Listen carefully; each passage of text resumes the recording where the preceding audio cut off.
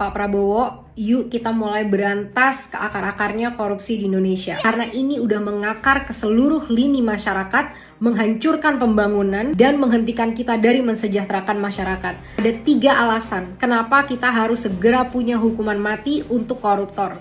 Kita mulai dari si Noel. Yang pertama, Indonesia sudah menganut hukuman mati. Kita menghukum mati kartel narkoba dan juga teroris. Kenapa? Karena dampak dari perbuatan mereka membunuh banyak masyarakat Indonesia. Logika yang sama bisa kita pakai ke koruptor.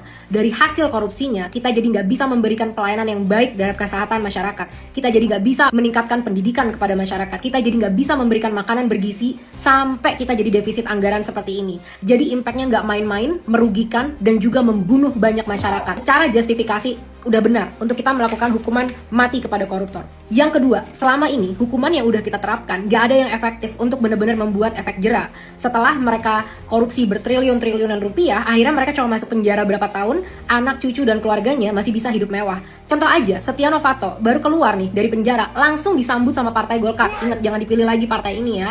Diajak lagi masuk ke dalam partai. Gayus Tambunan, kalau ingat, waktu di penjara dia kemana? Jalan-jalan nonton tenis. Jadi nggak efektif banget penjara untuk koruptor. Udah saatnya kita bener-bener hukum mati mereka semua. Ini efektif kok. Efektif banget terjadi di beberapa negara seperti Vietnam dan Cina yang benar-benar maju ekonominya setelah mereka bisa bertindak tegas terhadap koruptor-koruptor yang ada di negaranya. Ketiga, Pak, ingat, dia pernah menghina Bapak waktu dia jadi tim suksesnya Jokowi. Nih, tweetnya dari si Noel ya. Udah kelihatan, Pak, di sini. Jadi, Pak, udah pernah dikatain kayak gitu. Udah, kita harus tegas, Pak, kepada dia. Jadikan dia contoh di Indonesia. Juga, Pak, si Noel ini, dia dulu mengkampanyekan loh program untuk hukuman mati terhadap koruptor. Dan ternyata dia sendiri yang jadi koruptor. Presiden harus berani ngambil kebijakan, atau penegak hukum berani mengambil kebijakan, menyiapkan regu tembak untuk para pejabat-pejabat ini. Itu lebih, menurut saya, bisa mengobati keinginan rakyat hari ini. Jadi, yuk kita tuntut akuntabilitasnya dia. Kita jadikan dia role model dari programnya sendiri. Mulai sekarang, Pak, jangan sampai ada pemaafan ya dari perilaku dia ini. Kalau bisa kita gantung, Pak, di Monas. Atau kita hukum yang bener-bener transparan kepada masyarakat. Bener-bener lihat ini efek jerahnya saat orang